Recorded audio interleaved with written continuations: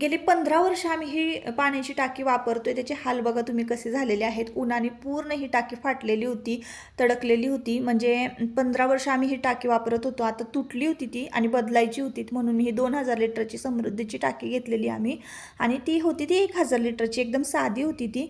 मग आता हे जुन्या टाकीतलं पाणी असंच वायाला घालवणार होते, नळ मोकळे सोडून. तर म्हटलं चला बाथरूम क्लिनिंग करून घेऊया. तर व्हाईट कॅट ॲसिडनं मी बाथरूममध्ये सगळीकडे पसरवलं होतं 15 मिनिटापूर्वी आणि डाग बघा क्षाराचे किती लूज झाले होते. तर तुमच्या बाथरूममध्ये कसलेही क्षाराचे डाग किंवा जिद्दी डाग जर असतील ना, तर ते ह्या व्हाईट कॅट ॲसिडने निघतात बरं का. तुमच्याकडे जर मिळालं तर नक्की घ्या. ॲसिड आहे ते 15 मिनिटं पाण्यामध्ये मिक्स करून पसरवून बाथरूममध्ये ठेवायचं. बाथरूम एकदम नव्यासारखं चकचकीत आणि क्लीन होतं.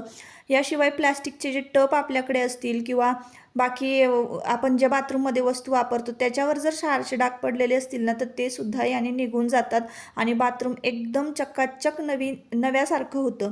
तर आज ना मी ठरवलंच होतं की आता एवढं सगळं पाणी अर्धी टाकी भरलेली वायाला जाणार आहे. तर म्हटलं चला बाथरूमपासूनच आपण सुरुवात करूया, कारण आता श्रावण महिना लागलेला आहे आणि म्हणजे लागेलच लवकर. तर साफसफाई करायला सुरुवात करायची होती मला. तर सुरुवात म्हटलं बाथरूमपासूनच करूया.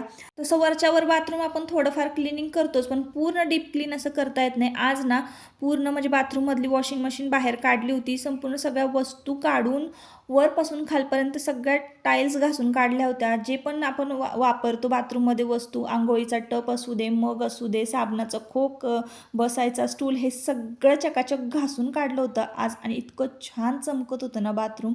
तर घरापेक्षा मला तर असं वाटत होतं की बाथरूमच खूप चमकायला लागलेलं. इथं टाईल्स वगैरे इतकं छान चमकत होत्या. चला तर मग आता भेटूया नेक्स्ट ब्लॉगमध्ये. बाय.